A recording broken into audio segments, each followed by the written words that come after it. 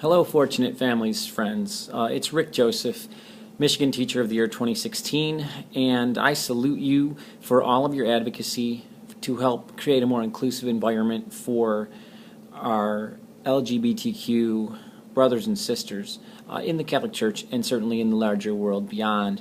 A quick update on the Michigan State Board of Education guidelines for safe and inclusive spaces for LGBTQ students and educators.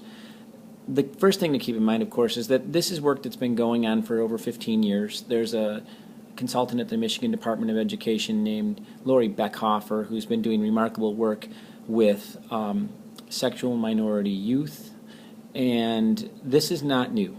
So a person who's transgender has been using the bathroom that they identify with forever, really.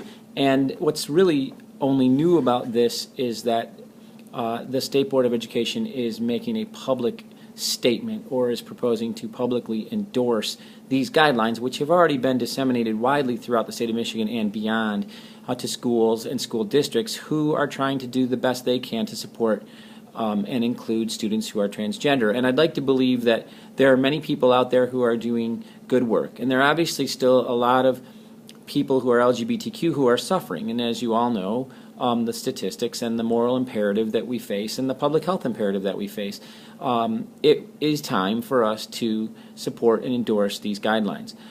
There's almost 9,300 comments on the website that I know you've received a link for, and many of them are predictable.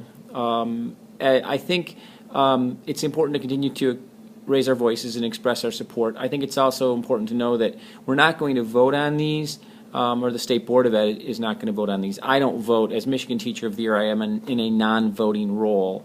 But the State Board will possibly vote on them in June, definitely not in the month of May. There's a board meeting once a month. If not in June, then we'd wait until August. But I'm not entirely sure. I'm not sure that the Board of Ed knows exactly when they're going to vote. I think they want to enable everyone to express themselves and enable every citizen and constituent group to have their say. And at the end of the day, the State Board of Ed can say everyone expressed themselves and shared their opinion, and then the board will vote. My prediction is that the vote will pass by a margin of ideally 6-2 along party lines. There's 6 Democrats and 2 Republicans on the State Board of Ed. That's my prediction. The consideration that we have to address is making sure that we help parents and a couple board members that are Democrats, but they're still a little unsure about this question of whether adolescents who identify in a certain way can use a wet restroom of their choice or can simply be referred to their preferred gender pronoun without the parent's consent. So this whole question of parental consent and parental and family involvement and responsibility is an issue that has become the most prevalent one. A lot of the other objections are just silly, and I think most people acknowledge that.